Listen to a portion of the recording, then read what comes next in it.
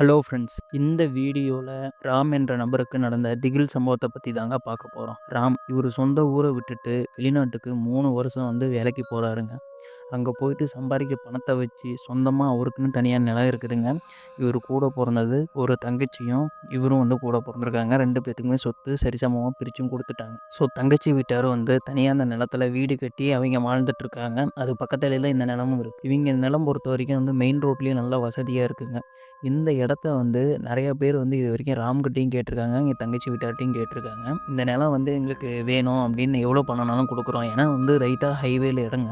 இந்த இடத்துல நல்லா சேல் ஆகுற இடங்கிறதுனால நெறைய பேர் கேட்டுருக்காங்க. ராமும் நான் இல்ல அந்த இடத்துல வீடு கட்டி நான் என் குடும்பத்தோட வாழ போறோம் அப்படிங்கிறனால அவர் விக்கிறேங்க.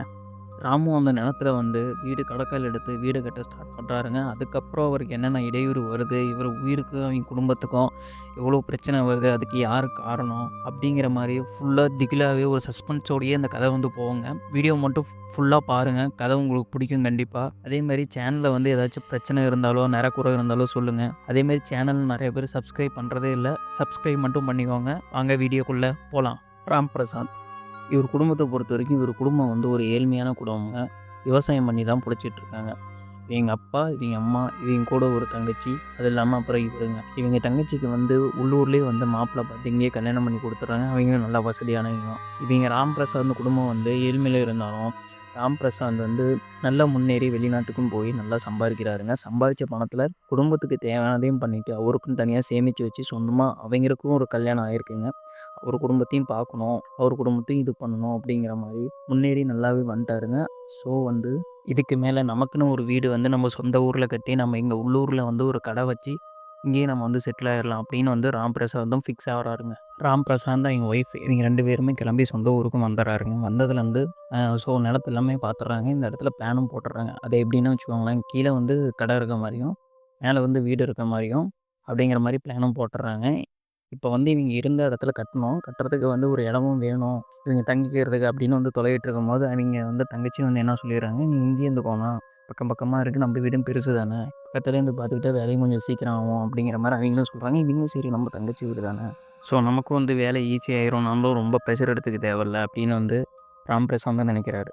சரி ஓகே அப்படின்ட்டு ஒரு நல்ல நாள் பார்த்து சாமி கும்பிட்றாங்க. சாமி கும்பிட்டு கடற்காலையும் எடுக்க ஆரம்பிக்கிறாங்க. அடுத்த நாள்லேருந்து கடற்கரை எடுத்து அன்றைக்கி ஃபுல்லாகவே எடுத்துடுறாங்க. அது வரைக்கும் ராம் பிரசாந்துக்கு எந்த ஒரு பிரச்சனையுமே அவங்களுக்கும் இல்லை, அவங்க குடும்பத்துக்கும் இல்லை. அதுக்கப்புறமேட்டு மேஸ்திரிகிட்ட பேசி கான்ட்ராக்டில் ஃபுல்லாகவே கான்ட்ராக்டில் விட்றாங்க. வேலை 3 மாதத்தில் முடிகிற அளவுக்கு அர்ஜென்ட்டாக வேலை எல்லாத்தையுமே பேசி முடிக்கிறாங்க. ரேட்டுக்கும் கம்ப்ளீட் பண்ணுறாங்க. சரி ஓகே, அதுக்கேற்ற மாதிரி மேஸ்திரியும் வேலை காலையிலேயும் நைட்டும் நடக்கிற மாதிரி. நைட்னா ஒரு 6 to 10 மணி வரைக்கும், 11 மணி வரைக்கும், அது வரைக்கும் செய்யலாம். ரேட்டுக்கு செய்யறதுனால இங்கே டைமிங்லாம் பார்க்க மாட்டாங்க. 3 மாதத்துக்குள்ளே முடிக்கணும், அந்த 3 மாதத்துக்குள்ளே இங்கே முடிச்சு கொடுத்துருவாங்க. ஸோ அந்த கணக்கில் எல்லாமே பேசி முடிச்சிடுறாங்க.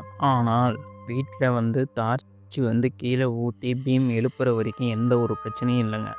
செவுரு எழுப்ப ஆரம்பிக்க கொஞ்சம் கொஞ்சமாக ரத்த கவு வாங்க ஆரம்பிக்குது. வேலை செய்கிறவங்களுக்கு அடிப்படுறதும், கால் உடையிறதும், ஏதோ ஒன்று ஸ்லிப்பாகி கை காலில் முறிவு ஏற்படுறதும், அது இல்லாமல் உடம்பு சரியில்லாமல் வேலை செய்ய வரவங்க அப்படியே 2, 3 பேரை கம்மியாகிட்டே வராங்க. கான்ட்ராக்ட் எடுத்த மேஸ்திரிக்கு என்ன பண்ணே தெரில, வேலை இது வரைக்கும் செஞ்சுட்டு இருந்தீங்க எல்லாத்துக்கும் ஒரு அடிப்பட்டு இது பண்ணிகிட்டே இருக்குது அப்படிங்கிறனால அவர் என்ன சொல்கிறாரு, நம்ம வீட்டுக்கு இது வரைக்கும் ரத்த கவு கொடுக்கல. ஸோ ஜென்ரலாக நம்ம ஒரு கோழின்னு ஒரு ஆடு வெட்டி இது பண்ணிடலாம் அப்படின்னு சொல்லும்போது ஓகே. ராம் பிரசாத் ஒரு கிராமத்தாள் தாங்க, வெளியூரில் போய் வேலை செஞ்சிருந்தாலும் அவருக்கும் இதை பற்றிலாம் தெரியும். சரி நம்ம இந்த விஷயத்தை பண்ணுவோம் அப்படின்ட்டு இவங்களும் ஒரு ஆட்டுக்குட்டி வாங்கிட்டு வெட்டுறாங்க. வெட்டி எல்லாத்துக்குமே கறியும் கொடுக்குறாங்க, ரத்தக்காவும் கொடுக்குறாங்க. கொடுத்து திருப்பி வேலையை செய்ய ஆரம்பிக்கிறாங்க. வேலை செய்ய ஆரம்பித்தோன்னே வேலை ஒரு கண்டினியூஸாக ஆரம்பிக்குதுங்க. இப்போ செவுரு ஏற்றி காங்கிரீட் போடுற அளவுக்கு வந்துடுது. மேலே காங்கிரீட் போடுற வரைக்கும் மட்டும் ஏற்றிட்டாங்க. ஏற்றதுக்கப்புறமேட்டு சட்டரிங் அடித்து காங்கிரீட் ஊற்றுறது மட்டும் தாங்க இருக்குது. அதாவது ஃபர்ஸ்ட் ஃப்ளோர் சொல்லப்போனால் அந்த கடை வரைக்கும் மட்டும் முடிகிற வரைக்கும். அந்த காங்கிரீட் ஏற்றுற வரைக்கும் சட்டரையும் அடிச்சிடுறாங்க. காங்கிரீட்டும் ஊற்றுறதுக்கு ஒரு நல்ல நாள் பார்த்துறாங்க. காங்கிரீட்டும் ஊற்றிடுறாங்க ஒரு 2, 3 நாள்லேயே. ஸோ இந்த வேலை முடிஞ்சுன்னா ஒரு 15 நாள் க்யூரிங் டைம் விட்டுட்டு திருப்பி மேலே செவுரு ஏற்றலாம் அப்படின்னு முடிவும் எடுத்துடுறாங்க. ஓகே, அதுக்கான மேலே இருக்கிற இன்டீரியர் டிசைனிங் எல்லாமே அப்போ பக்காவாக பண்ணுறாங்க.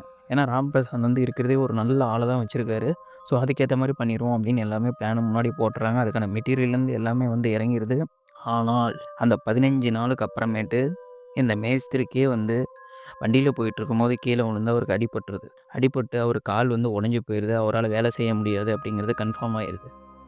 சரி ஓகே, அவரால் வேலை செய்ய முடியலன்னா என்ன, அவரை வச்சு இன்னும் நிறைய மேஸ்திரிங்கள வந்து கூப்பிட்டுக்கலாம் அப்படின்னு வந்து 3 மேஸ்திரிங்கள வரவும் சொல்கிறாங்க. அவரும் ரெடி பண்ணிடுறாரு. ஆளுங்களும் வராங்க. மேஸ்திரிங்க வந்து 3 பேரை வச்சு வேலை செய்யறனால வேலை இன்னும் கொஞ்சம் வேகமாவது எக்ஸ்ட்ரா மேன் பவரும் அதிகப்படுத்திட்டாங்க. அதிகப்படுத்தி வேலை வந்து வேக வேகமாக நடந்துகிட்ருக்குது. ஆனால் இதில் என்ன ஒரு பிரச்சனைனா, இவங்க பகல் ஃபுல்லாக வேலை செஞ்சாலுமே அந்த 6 டூ 10, 11 வரைக்கும் வேலை செய்கிறாங்கன்னா, அந்த டைமில் இவங்களால வேலை செய்ய முடியல. வேலை செய்ய முடியலன்னா எப்படின்னு வச்சுக்கோங்களேன், அவங்களாலேயே வந்து வேலை செய்யணும் ரொம்ப சோர்வாக இருக்கிற மாதிரி, இதாக இருக்கிற மாதிரி இருக்கும். ஆனால் உண்மை என்னென்னா, இந்த மாதிரி கான்ட்ராக்ட் வேலை செய்கிறவங்களுக்கெல்லாம் நல்லாவே வந்து அவங்களால வேலையும் செய்ய முடியும். ஏன்னா இவங்க நிறைய டைம் ரொட்டேட்டாக அந்த மாதிரி வேலையை செஞ்சுருக்காங்க. ஆனால் இங்கே மட்டும் செய்ய முடியலங்கிறது இவங்களுக்கு நல்லா தெரியுது. அது இல்லாமல் நைட் டைமில் ஒரு 8 மணி 9 மணிக்கு மேலே வந்துட்டு அவங்க வந்து வேலை செஞ்சுட்டு இருக்கும்போது யாரோ இங்கே நின்று பார்த்துட்டு இருக்க மாதிரியும், அதே மாதிரி இவங்க வந்து யாரோ ஒருத்தர் இந்த மேலே ஏறி உட்காந்துட்டு இருக்கான பூசுறதுக்கு சாரம் கட்டி அது மேலேருந்து கீழே தள்ளுற மாதிரியும், இவங்களே நடந்து போயிட்டு இருக்கும்போது வந்து ஆணி காலில் ஏற மாதிரியும், இந்த மாதிரி விஷயம்லாம் நடக்குது ஒரு 2, 3 நாளைக்கு. அதுக்கப்புறமேட்டு தான் ஆட்டமே ஆரம்பிக்குது. இந்த வீடு வந்து ஃபுல்லாக கட்டக்கூடாது அப்படிங்கிறதுல முடிவெடுத்த மாதிரி, யாரோ ஏதோ பண்ண மாதிரி, வீடு வந்து இவங்க 6 மணிக்கு மேலே வேலை செய்ய ஆரம்பித்தாவே அந்த வீட்டுக்குள்ளே யாராச்சும் வந்து நடமாடுற மாதிரியும், அதையும் இல்லாமல் இவங்க இப்போ ஒரு ரூமில் வந்து வேலை செஞ்சிட்ருக்கணும், ஒரு ரூமுக்கு ஒரு டியூப் லைட் தான் வச்சுருப்பாங்க. ஸோ அதாவது வேலை செய்கிற ரூம் மட்டும் தான் லைட் இருக்கும். மற்ற ஹாலு மற்ற ரூம்லாம் வந்து வெளிச்சம் இல்லாத மாதிரி தான் இருக்கும். ஆனால் மற்ற ரூமில் யாரோ நடக்கிற மாதிரியும், கல் எடுத்து போட்டு உடைக்கிற மாதிரியும், இந்த மாதிரி விஷயம் நடக்கும். யாராச்சும் பார்க்குறதுக்கு போகும்போது முன்னாடி வந்து இந்த காஞ்சனா படத்தில் எப்படி பேய் வந்து நிற்கும்லங்க, அந்த மாதிரி வந்து உருவம் வந்து கருப்பு உருவம் வந்து பயமுறுத்துகிற மாதிரி வந்து நிற்கிது ஒவ்வொரு டைம். இது அந்த மேஸ்திரியில் 2 மேஸ்திரி பார்த்துருக்காங்க, சிட்டால் 4 பேர் பார்த்துருக்காங்க. பார்த்து பயந்தும் கத்தியும் இருக்காங்க. இந்த விஷயம் ஒரு 2 நாள் தொடர்ந்து நடக்குது. இது வந்து இது வரைக்கும் ராம் பிரசாந்துக்கு தெரியாது. இது மேஸ்திரிங்களுக்கு தெரியும். ஸோ தெரிஞ்சுமே இவங்க வந்து என்ன பண்ணுறாங்கன்னா, இது வந்து நம்ம ஏதோ பிரம்ம ஏதோ ஒரு விஷயம் அப்படின்ட்டு வந்து இவங்களும் வந்து பெருசாக கண்டுக்கல. ஆனால் சிட்டாளுங்களுக்கு பயம். இதனாலேயே சிட்டாளுங்கலாம் என்ன சொல்லிட்டாங்கன்னா, நைட் நாங்கள் 6 மணிக்கு மேலே வேலை செய்ய வரமாட்டோம் அப்படின்னு சொல்லி அவங்க நின்றுறாங்க. மேஸ்திரிங்க வந்து அன்றைக்கி நைட்டு வந்து இன்றைக்கி எங்களால் செய்ய முடியாது, அடுத்த நாள் தான் செய்ய முடியும் அப்படின்னு ராம் பிரசாந்தில் சொல்லும்போது, ஏன் எதனால் வரல அப்படின்னு கேட்கும்போது, இப்படி சொல்கிறாங்க, பயப்படுறாங்க ஆளுங்க. ஆனால் என்ன விஷயம்னு எங்களுக்கு இன்னும் உண்மை தெரியல. நான் உங்கள்ட்ட எப்படி சொல்கிறது, வீடு கட்டும்போது இப்படி அப்படின்னு சொல்லும்போது, ராம் பிரசாந்தும் சரி விடுங்க, அவங்க இல்லைன்னா என்ன வேறு ஆளுங்களை கூப்பிட்டுக்காங்க, பணம் எக்ஸ்ட்ரா செலவானாலும் பரவாயில்ல பண்ணிடலாம் அப்படின்ட்டு வந்து ராம் பிரசாந்தம் பேச சரி அப்படின்ட்டு அவங்களும் வந்து நைட் ஆனால் வந்து நைட் ஷிஃப்ட்டுக்கு மட்டும் ஹிந்திக்காரங்க 2 பேர்த்த வச்சுக்கிறாங்க சிட்டாளுக்கு. ஸோ ஹிந்திக்காரங்களை வச்சு வேலையும் செய்ய ஆரம்பித்து வேலையும் நடந்துட்டு தான் இருக்குது. எந்த ஒரு பிரச்சனையுமே இல்லை ஒரு 2 நாளைக்கு. ஸோ வந்து இப்போ என்ன ஆகுதுன்னா ப்ராப்ளம் என்ன ஆகுதுன்னா, வேலை இன்னும் கொஞ்சம் குயிக்காக முடிக்கணும் அப்படின்னு ராம் பிரசாந்த் ப்ரெஷர் இவங்களும் சரி நைட் ஷிஃப்ட் பார்த்துடலாம் அப்படின்னு வந்து மேஸ்திரிங்க வந்து நைட் ஷிஃப்ட்டும் பார்க்குறாங்க. எப்படின்னு வச்சுக்கோங்களேன், ஒரு மேஸ்திரி ஒரு சிட்டால் மட்டும் இந்த மாதிரி வச்சு வேலையை வந்து எக்ஸ்டெண்ட் பண்ணுறாங்க. ஏன்னா நைட் ஷிஃப்ட்டு ஒரு 11 மணி வரைக்கும் 2 மேஸ்திரி பார்த்துட்டுன்ட்டு அதுக்கு மேலே ஒரு மேஸ்திரி மட்டும் கண்டினியூ பண்ணுற மாதிரி வச்சுக்கிறாங்க. ஸோ இந்த மாதிரி பண்ணும்போது என்ன ஆச்சுன்னா, மேஸ்திரி உள்ளே பூசிகிட்ருக்காரு. அந்த டைமில் சிட்டால் வந்து வெளியே வந்து கலவை கலந்துட்டுருக்காரு. அந்த டைமில் வந்து மேஸ்திரி வந்து கீழே இருக்க மட்டப்பலவையை எடுத்து கொடுக்க சொல்கிறாரு. கொடுக்க சொல்லும்போது அந்த மட்டப்பலவையை எடுத்து சொல்லின்னு வந்து காது மேலே அது மேலே பலார்னு அரைகிறாங்க. அரைஞ்சோடனே மேஸ்திரி கீழே வந்து தொப்புன்னு விழுந்து படத்தில் எந்திரிச்சு இப்படி பார்க்கும்போது ஒரு உருவங்க கருன்னு இருக்குது. எப்படி இருக்குன்னா வச்சுக்கோங்க, கொடூரமாக இருக்குது. அந்த மாதிரி உருவத்தை வந்து அவர் பார்த்ததே இல்லை. இப்போ அதெல்லாம் மறக்கக்கூடிய விஷயமே இருக்காது. அந்த மாதிரி ஒரு உருவம் அப்படின்னு வந்து சொல்லியிருந்தாருன்னு வந்து ராம் பிரசாத் வந்து சொல்லியிருந்தார். அப்படிப்பட்ட உருவம் அது. மேஸ்திரியால் கத்தவே முடியலைங்க. அவரால் ரியாக்ட் பண்ணவும் முடியல. அந்த உருவத்தை பார்த்தபடியே இருக்கிறாரு. அந்த உருவம் இவரையும் முறைச்சி பார்த்துட்டுன்ட்டு இவரை பார்த்தபடி சிரித்தபடியே வந்து வெளியவும் கிளம்புதுங்க ரூமுக்கு வெளியே. சிட்டால் இத்தனைக்கும் வெளியே தான் வந்து கலவையும் கலந்துட்டுருக்காரு. ஆனால் அவருக்கு கண்ணுக்கு தெரியல. இவர் கலவை கலந்துக்கிட்டு உள்ளே வராரு. எதர்ச்சியா எடுத்து கொடுக்க சொன்னார்ல, அதை எடுத்து கொடுக்குற வரணும் அப்படின்ட்டு உள்ளே போகிறாரு. உள்ளே பார்த்தா மேஸ்திரி வந்து இப்படி கீழே கிடக்குறாரு. உறைஞ்சி போய் கண்ணு விரிச்சபடியே படுத்துட்டு இருக்கிறாரு. இவர் போய் என்னாச்சுன்னு எழுப்புறாரு. எழுப்புனோன்னு தான் சுயநினைவுக்கே வராரு. வந்தோடனே இங்கேருந்து ஃபஸ்ட்டு வெளியே போயிடலாம் வா அப்படின்ட்டு வந்து வெளியும் கூட்டிகிட்டு வெளியே போயிடுறாங்க. ராம் பிரசாந்தும் வந்து நைட்டு வேலை நடந்துட்டுருக்கு அப்படின்ட்டு அவர் நைட்டில் வந்து எட்டியும் பார்க்க மாட்டாருங்க. எதுவும் நடந்துட்டுருக்குன்னு நினச்சிக்கிட்டாரு. இவங்களும் கிளம்பி வீட்டுக்கு போயிடுறாங்க. அடுத்த நாள் காலையில் ஒரு மேஸ்திரி மட்டும் தான் வராரு. இன்னொரு மேஸ்திரி வரல. இன்னொரு மேஸ்திரி வந்துடுறாரு எப்பயும் போல். எங்கே நைட் ஷிஃப்ட் வேலை பார்த்தவர் மட்டும் வரல, சலுப்பாக இருந்துச்சுன்னு இன்றைக்கி டயர்டாக இருந்துச்சுன்னு வரலையா அப்படின்னு வந்து ராம் பிரசாந்தும் கேட்க, அப்படியே அவர் வந்து சொல்கிறாரு, இல்லைங்க அடிபட்டுருச்சு தலையில் நைட்டு, அதனால் அவர் வரலன்னு சொன்னார் அப்படின்னு வந்து இன்னொரு மேஸ்திரி சொல்ல, ராம் பிரசாந்தும் வந்து என்னாச்சு அப்படின்ட்டு வந்து ஃபோன் பண்ணி கேட்க, அவர் வந்து சொல்கிறாரு, இப்படி தான் வந்து ஒரு உருவத்தை வந்து பார்த்தேன், இப்படி அடித்த மாதிரி இருந்துச்சு, என்ன ஏதுன்னு எங்களுக்கு தெரியல, நீங்கள் ஃபஸ்ட்டு ஏதோ ஒன்று பண்ணுங்கள் அப்படின்னு சொல்ல வந்து ராம் பிரசாந்தும் வந்து யோசிக்கிறாரு, உண்மையை சொல்கிறாங்களோ பொய் சொல்கிறாங்களான்னு தெரியலையே, இல்ல பணத்துக்காக வந்து இன்னொரு டைம் வந்து இன்னொரு டைம் வந்து ஏதோ ஒண்ணு பண்ணலாம் அப்படின்னு வந்து எதிர்பார்க்குறாங்களா அப்படின்னு தெரில. சம்பளம் எது அதிகமா எதிர்பார்க்குறாங்களா அப்படின்னு தெரியல அப்படின்ட்டு வந்து ராம்பிரசாந்தும் வந்து அவங்க தங்கச்சி வீட்ல வந்து யோசிச்சுட்டு உட்காந்துட்டு இருக்கும்போது, எங்க தங்கச்சிய வந்து கேட்குறாங்க, "என்னாச்சுண்ணா?" அப்படின்னு கேட்கும்போது, அவிங்க வந்து சொல்றாங்க, "இப்படி தான் நடந்ததுன்னு சொல்றாங்க. இது என்ன பிரச்சனைன்னே தெரில." அப்படின்னு சொல்லும்போது, அவிங்க தங்கச்சியே சொல்றாங்க, "எனக்கு தெரிஞ்ச மந்திரவாதி ஒருத்தர் இருக்காரு. சாமியார். அவர வந்து வந்து பார்க்க சொல்லுவோம். அந்த மாரி ஏதாவது பிரச்சனை இருந்தா கண்டுபிடிச்சுருவாரு." அப்படின்னு வந்து சொல்ல, இவரும் சரிம்மா அதான் கூப்பிடு, எல்லாம் போய் கூட்டிட்டு கூட வந்துடலாம் அப்படின்னு சொல்லும்போது, எங்க தங்கச்சிய ஃபோன் பண்ணி பேசுறாங்க. வந்து பார்க்குறோம் அப்படின்னு சொல்லிடுறாங்க. அதுக்கப்புறமேட்டு அந்த பூசாரியும் வராரு. வந்து பார்க்குறாரு. வந்து பார்த்துட்டு, "அந்த மாரி எந்த ஒரு பிரச்சனையுமே இல்ல. இது வந்து காத்து கருப்பு சேஷ்டை தான். இதெல்லாம் ஒண்ணும் இல்ல. நீங்க நான் டெய்லியும் வேலை செய்யும்போது ஒரு எலுமிச்சம்பழம் மட்டும் அறுத்து போட்டு வேலை செய்யுங்க." அப்படின்னு வந்து அவரும் சொல்லிடுறாரு. இது எப்பயுமே வந்து மேஸ்திரிங்க பொறுத்தவரைக்கும், அந்த எலுமிச்சம்பழங்கிறது வந்து காலையில எப்பயுமே அறுத்து போட்டு தான் வேலை செய்வாங்க. ஏன்னா வேலை சுறுசுறுப்பா செய்யணும், ரத்த கவு வாங்கக்கூடாது அப்படிங்கிறதுக்காக. இவரும் வந்து அங்க இருக்க மேஸ்திரிங்கள எல்லாத்தையும் கூப்பிட்டு சொல்லிடுறாரு. சாமியார் கூப்பிட்டு வந்து பூஜை பண்ணியாச்சு. எந்த ஒரு பிரச்சனையும் இல்ல. அது நார்மல் காத்து கருப்பு பிரச்சனை தான். ஸோ, நீங்க வந்து வேலைய சீக்கிரமாவே முடிச்சுடுங்க. உங்களுக்கு பேமெண்ட் பிரச்சனை இருந்தாலும் பரவால்ல. இல்ல உங்களுக்கு ரூம் ஃபுல்லா லைட் வேணாலும் பரவால்ல. ஃபுல்லாவே லைட் ரெடி பண்ணி குடுத்துடுறோம். பக்கத்துல தான் என் தங்கச்சி வீடு இருக்குது அப்படின்னு வந்து ராம்பிரசாந்தும் வந்து தைரியமாலாம் சொல்றாரு. சரி ஓகே அப்படின்னு வந்து அவைங்களும் வேலை செய்ய ஆரம்பிக்கிறாங்க. ஆனா, அன்னைக்கு நைட்லேருந்து தான் இன்னும் பயங்கரமான சம்பவம்லாம் நடக்கவே ஆரம்பிக்குது. அன்னைக்கு மொத்தமா 2 குத்துக்காருமே நைட் ஷிஃப்ட் பார்க்குறாங்க. 2 சிட்டாளுமே இருக்கிறாங்க. இதுல இருக்கும்போது 2 குத்துக்காரு ஒரே ரூம்ல வந்து வேலை செஞ்சுட்டு இருக்காங்க. அந்த டைம்ல வெளிய வந்து 2 சிட்டாள்ல ஒரு சிட்டாள் வந்து கலவை கலந்துருக்கு. ஒரு சிட்டாள் வந்து உள்ள கொண்டு போய் கலவைய குடுத்துட்டு இருக்கிறாங்க. இது நடுவுல அவர் கொண்டு போய் குடுக்குறவர் வந்து ரெஸ்ட் ரூம் போயிட்டு வரேன் அப்டின்ட்டு வந்து வீட்டுக்கு வெளிய வந்துட்டு சைட்ல வந்து புதரமா இருக்கிற இடத்துக்கு ரெஸ்ட் ரூம் போயிட்டு திருப்பி உள்ள வராரு. உள்ள வரும்போது அவரோட ஃபேஸ்லாம் பார்த்தீங்கன்னு வச்சுக்கோங்க, பயங்கரமா வந்து பயத்துல வந்து நடுங்கி நடுங்கி இருக்கிற மாரி இருக்கிறாரு.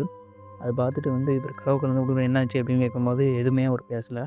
அவர் பாட்டுக்கு வந்துட்டு ஒரு ஓரமா போய் உட்காந்துக்கிறாரு. அப்புறமேட்டு ஹிந்திக்காரங்க தானே, தமிழ் ஓரளவுக்கு அவங்களுக்குமே புரியும். உட்காந்துக்கிறாரு. அந்த ஹிந்திக்காரனும் ஏதோ ஃபீவர், சிக் அப்படிங்கிற மாரி சொல்லிர்றான். ஸோ நான் பார்த்துக்கிறேன் வேலைய 2 வேலையும். வேலை நிக்காம உங்களுக்கு நான் பண்ணிடுறேன் அப்படின்னு வந்து அவங்கள்ட்டயும் சொல்ல, குத்துக்காரங்களும் சரி ஏன்னா நைட் டைம்ல வந்து ரொம்ப ஃபாஸ்ட்டா செய்ய மாட்டாங்க. ஸ்லோவா தான் அவங்களும் வேலை செய்வாங்க. ஸோ அதனால ஓகே அப்படின்னு வந்து முடிவும் எடுத்துடுறாங்க. நைட்டு ஒரு 12 மணி அளவுல வந்து இவங்களும் வந்து ஒரு 11 மணி பக்கமா சாப்பிட்றாங்க நைட் சாப்பாடு. சாப்பிட்டு வந்து ஒரு 11 டூ 12 வரைக்குமே ரெஸ்ட் எடுத்துப்பாங்க. 1 மணி நேரம் தூங்கிட்டு அதுக்கப்புறம் வேலைய ஸ்டார்ட் பண்ணலாங்கிறது எப்பயும் போல வந்து பண்ணுவாங்க. ஸோ அத வந்து திருப்பியும் கன்டின்யூ பண்றாங்க. ஸோ சாப்பாடு வந்து சாப்பிட்றாங்க. அந்த இன்னொரு ஆள் வந்து ஃபீவருங்கிற மாரி இருந்தவனும் வந்து இங்கே தான் இருக்கான். 4 பேரும் ஒரே ரூம்ல தான் அந்த ஒரே ரூம்ல தான் 1 1/2 மணி நேரத்துக்கு ரெஸ்ட் எடுக்குறாங்க. சொல்லப்போனா தூங்குறாங்க. தூங்கிட்டு இருக்கும்போது அந்த பயந்த மாரி ஒரு ஆள் இருந்தவன் வந்து தூங்கவே இல்ல. அவன் படுத்துக்கிட்டு கண்ண மட்டும் தான் முழிச்சுட்டு இருக்கான். மீதி 3 பேரும் தூங்குறாங்க. தூங்கிட்டு இருக்கும்போது வந்து ரூம் வந்து பக்கத்து ரூம்ல வந்து ஆள் நடக்கிற மாரியும், செவுத்த தட்டுற மாரியும் சவுண்ட் வந்து நல்லாவே கேட்குது. இது கேட்கறனால வந்துட்டு அவனும் வந்து பயத்துல வந்து அவனால வந்து போறதுக்கும் பயம், வெளிய போறதுக்கும் பயம். என்ன பண்றது அப்படின்ட்டு வந்து பக்கத்துல இருக்கிறவங்களலாம் பக்கத்துல பார்த்தா மேஸ்திரி தான் படுத்துட்டு இருக்கிறாரு. அவர எழுப்பி "அண்ணா, அண்ணா" அப்படின்னு எழுப்பி, "அங்க ஏதோ சவுண்ட் வருது" அப்படின்னோன்னே மேஸ்திரிக்கும் கொஞ்சம் பயம் இருந்தாலும் சரி என்ன ஏது அப்படின்ட்டு வந்து டார்ச் லைட் கையில எடுத்துக்கிட்டு அந்த ரூமுக்குள்ளேயும் போறாரு. போய் அந்த ரூமுக்குள்ள பார்க்கும்போது அவர் வாழ்நாள்லயும் மறக்க முடியாத மாரி ஒரு சம்பவம். வெறும் முண்டம் மட்டுங்க. முண்டம் மட்டும் இருக்குது. தலை இல்ல. அது முண்டம் மட்டும் வந்து எப்படின்னு வச்சுக்கோங்க சீலிங்ல மேல தொங்குன மாரி, கால் மட்டும் மேல சீலிங்ல நடந்துட்டு இருக்க மாரி, இவர் லைட் அடிக்கும்போது அது தலையிலேருந்து மேலேருந்து பிளட் மட்டும் கீழ சொட்டுற மாரி சொட்டுது. இவர் பார்த்துட்டு பேச்சும் வரல, எதுவும் வரல, கை காலும் வரல. இப்படி ஓடலாம் அப்படின்னு வந்து இப்படி திரும்பும்போது மேல அந்த உருவம் தொப்புன்னு கீழ குதிச்சு அவர் முன்னாடி வந்து நிக்குதுங்க. நின்னது மட்டும் தான் அவருக்கு ஞாபகம் இருக்குது. பட்டார்ன்னு வந்து ஓங்கி அரைஞ்சிருக்கும் போல அப்படியே சுயநினைவில்லாம மயக்கம் போட்டாரு. அந்த ஹிந்திக்காரனுக்கு அங்க ஏதோ நடந்திருக்குன்னு மட்டும் தெரியும். ஆனா அவனுக்கு எந்திரிச்சு வெளிய வரதுக்கு தைரியம் இல்ல. ஸோ என்ன பண்றாரு, திருப்பி இன்னொரு பக்கத்தால இருக்கிற அந்த ஹிந்திக்காரனையும் எழுப்புறாங்க. அந்த ஹிந்திக்காரன் வந்து சொல்றான், "இப்படி போனாரு இன்னும் வரல. அங்க ஏதோ இருக்குது" அப்படின்னு வந்து அடிச்சு சொல்ற பாட்டு ஹிந்திக்காரனுக்கும் பயம் வந்துருச்சுங்க. சரி ஓகே நாம போவோம்னா அவரையும் கூட்டு போவோம் அப்படின்னு வந்து அந்த கூத்துக்காரையும் எழுப்புறாங்க. அவங்களோட போனவர் இன்னும் காணோம் அப்படின்னு வந்து சொல்ல, சரின்னு வந்து 3 பேருமே தைரியத்த வரவழைச்சுட்டு அந்த ரூமுக்குள்ள போறாங்க. போய் அந்த ரூமுக்குள்ள பார்த்தோம்னா, அந்த மேஸ்திரி மயக்கம் போட்டு விழுந்தாருல்லங்க, அவரு உட்காந்துட்டு இருக்காருங்க. இவரு போய் "ரவி, ரவி" அப்படின்னு அவர் பேர சொல்லி கூப்பிடுறாங்க. கூப்பிடும்போது இப்படி எந்திரிச்சு பார்த்தவரு கண்ண ஃபுல்லா நாலா பக்கமும் உருட்டுறாருங்க. உருட்டுற பார்த்துட்டு இவங்க நின்னுட்டுருக்காங்க. திடீர்னு அந்த ஹிந்திக்காரனையும் இன்னொரு மேஸ்திரியும் இப்படி கையில புடிச்சு தூக்குறாருங்க. தூக்குறத பார்த்தோன்னா, அந்த ஹிந்திக்காரன் ஒருத்தனும்லாம் கை கால்லாம் வெல போய் ஓடுறாங்க. கத்திக்கிட்டு ஓடறாங்க. ஓடி போற சவுண்ட கேட்டுட்டு வந்து, "நீங்க வீட்டு பக்கத்தில தானே எங்க தங்கச்சி வீடு இருக்குது." அவரும் எல்லாமே வெளிய வந்துடுறாங்க. வெளிய வந்து என்னாச்சு அப்படின்னு வீட்டுக்குள்ள வந்து பார்க்கும்போது, இப்படி தூக்கிட்டு இருக்கிறத பார்த்துட்டு, அவிங்க வரும்போதே ரைட்டா ஒரு ராம்பிரசாந்த் வரும்போது இப்படி தூக்கி வீசுறாருங்க. ராம்பிரசாந்த் பார்த்துட்டு அப்படியே வாசப்படிக்கிட்டயே நின்றுறாரு. உள்ளயே வரலங்க. அதுக்கப்புறமேட்டு இவங்க எந்திரிச்சு ஓடி வந்துடுறாங்க. அந்த ஆளும் மயக்கம் போட்டு கீழ விழுந்துடுறான். விழுந்ததுக்கு அப்புறமேட்டு 1 மணி நேரத்துக்கு அந்த ஆள போய் பக்கத்தால யாரும் போலங்க. இவங்க எல்லாம் வெளிய வந்துட்டாங்க. அதுக்கப்புறமேட்டு உள்ள போய் அந்த ஆள எடுத்து பார்த்தா நார்மலா தாங்க இருக்காரு. எந்த ஒரு பிரச்சனையுமே இல்ல. ஆனா, அந்த மேஸ்திரி வந்து சொல்லிர்றாருங்க ஒரு விஷயத்த, "உங்க வீட்ல ஏதோ பிரச்சனை இருக்குது. நாங்க இதுக்கு மேல இங்க வரல. எங்கள உயிரோட கொன்றும். அது என்னன்னு தெரியல. போய் கண்டுபிடிங்க." அது உடம்பு பார்த்தீங்கன்னா, உடம்பு தலையே இல்ல. அப்படிப்பட்ட உருவம் அது. நான் பார்த்து நடுநடுங்கி போயிட்டேன். "இனிமேல் எங்கள கூப்பிடாதீங்க." அப்படின்னு சொல்லிட்டு போயர்றாருங்க. இதோட ஃபுல் வீடியோ வந்து அடுத்த வீடியோல வந்து போடுறேங்க. ஏன்னா லென்த் வந்து இதே ஒரு 15 நிமிஷத்துக்கு மேல போயிருச்சு. இதுக்கு மேல வந்து யாரும் பார்க்க மாட்டீங்க. ஸோ வந்து சேனல் மட்டும் சப்ஸ்கிரைப் பண்ணிக்கோங்க. நோட்டிஃபிகேஷன் வரதுக்கு பெல் பெல் பைக்கனையும் கிளிக் பண்ணிக்கோங்க. அப்பதான் வந்து கன்டினியூஸா வீடியோ பார்க்க முடியும். Bye friends.